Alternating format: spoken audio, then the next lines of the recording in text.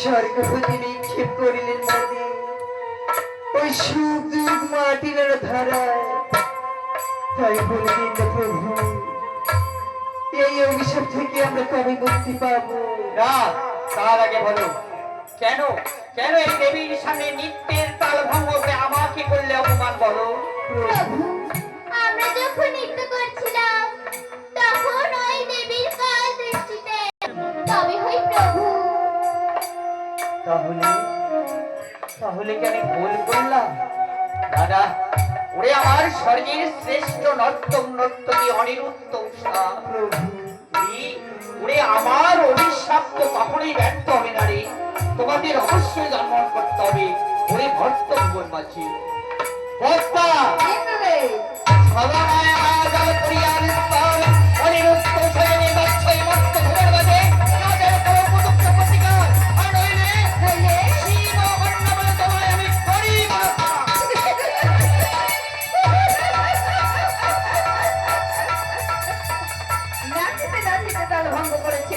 সমাধান।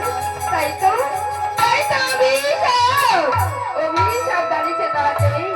ইন্দ্রদেব, ওদের জন্য আপনার কোনো চিন্তা করতে হবে না, ওদের আমার সঙ্গে পাঠিয়ে দাও।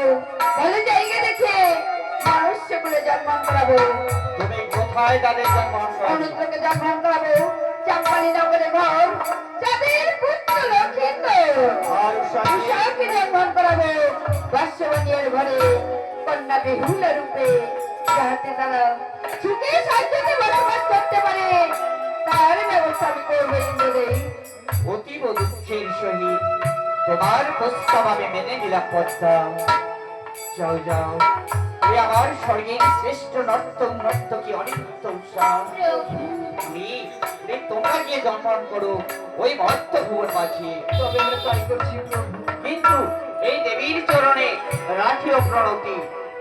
আর শোনো, মম অভিশাপ হতে মুক্তি হলে পুনরায় ফিরে এসো এই স্বর্গধামে। তাই হবে প্রভু। তোমরা এখন এসো অনিরুদ্ধ উষা। চলে এসো অনুত্র উষা।